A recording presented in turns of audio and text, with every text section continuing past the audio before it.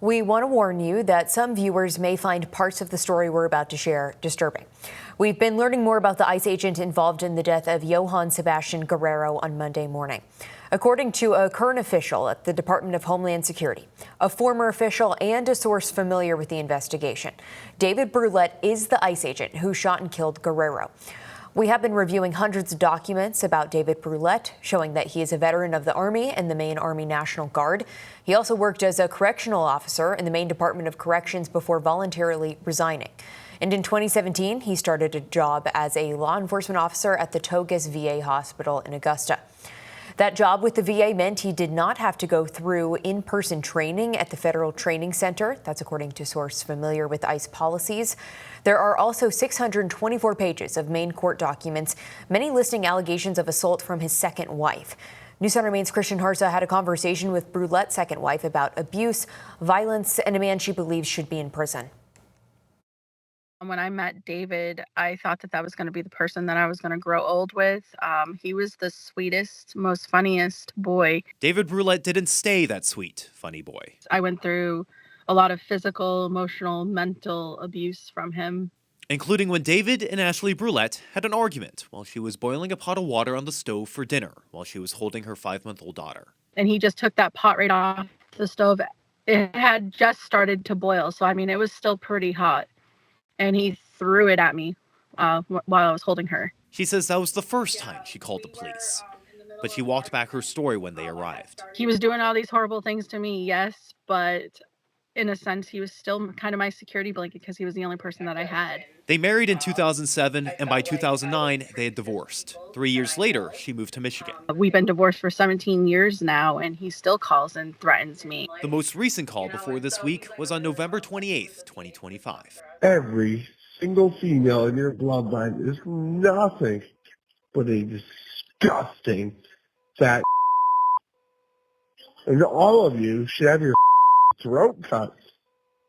Yeah, you should. She blocked him after that until she heard the news of Monday's ICE shooting. She called him, and he later called her back. He goes, "It is true. I was involved. It was a justified shooting." He said, "It's going to come down to my character, and I need you to speak highly of me and the kind of person that I am." And I said, "I'm not going to lie for you. I'm not going to lie and say you're a good person when I don't think you are." Ashley said David was calm, which she found creepy. Because for somebody who just experienced such a horrific thing and had to do such a horrific thing, there was no remorse in his voice, no upsetness. The news was not entirely shocking. This is now going to become a huge reality check for a lot of people about what I had been trying to say for so many years. But I wasn't shocked that he had hurt somebody. She believes that is why he joined ICE last fall. To hurt people. I believe that 100%. Christian Harsa reporting there. Ashley told us she does not believe her ex-husband is fit to be an ICE agent or to even own a firearm. We will keep you updated as we learn more about Brulette. And in the wake of Guerrero's killing, a coalition of community organizations and labor unions are calling on Mainers to participate in a day of action in Portland tomorrow. Groups like the Community Organizing Alliance and the Maine AFL-CIO are calling for the abolishment of ICE and for a transparent investigation into Guerrero's death. Organizers say they hope protesting and voicing their anger will spur change to federal immigration enforcement. We demand that ICE stand down. We demand a full, fair, and transparent investigation and accountability for everyone involved in the tragedy. If this organization continues to be unable to prove itself as being trustworthy and as being fair, then I see no reason as why ICE should not be inside of the state of Maine. They definitely have not caused our immigrant communities any peace in the past couple of months.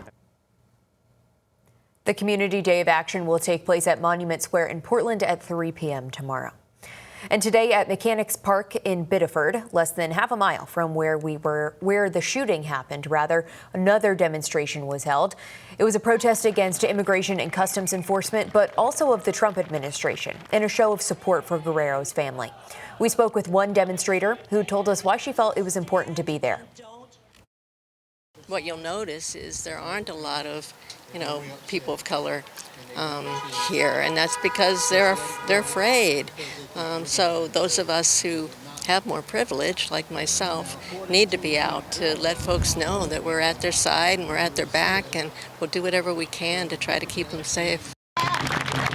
Our crew at the demonstration today saw several prominent elected officials there, including Maine House Speaker Ryan Fecteau, who lives in Biddeford, Maine U.S. Representative Shelley Pingree, and Massachusetts Senator Ed Markey. The attendance of national figures highlights how this shooting, which has drawn national attention, has resonated beyond Maine. Since Monday, Johan Sebastián Guerrero's family and community members have been mourning his death and honoring his memory through vigils, protests, and moments of reflection. People have come together to remember the life he lived and the people he left behind. News Center Maine photojournalist Scout Fishman captured many of those moments.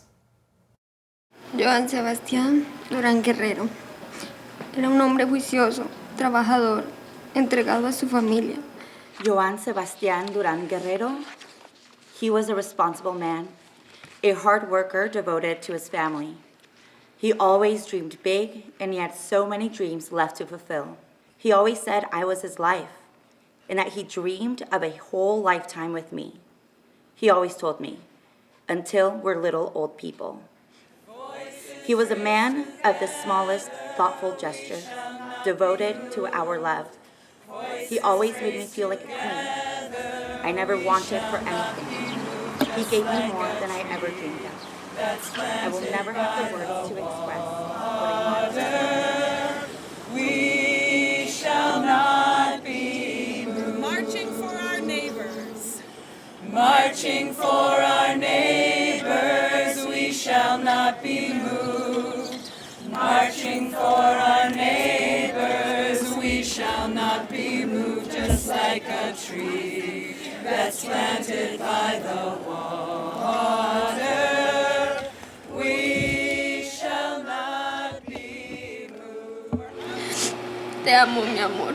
Siempre serás el amor de mi vida hasta que mi corazón deje de latir. Cuídame, ayúdame a sobrellevar todo. Ayúdame a cuidar y proteger a nuestra hija. Te amo. That was from News Center Maine photojournalist Scout Fishman.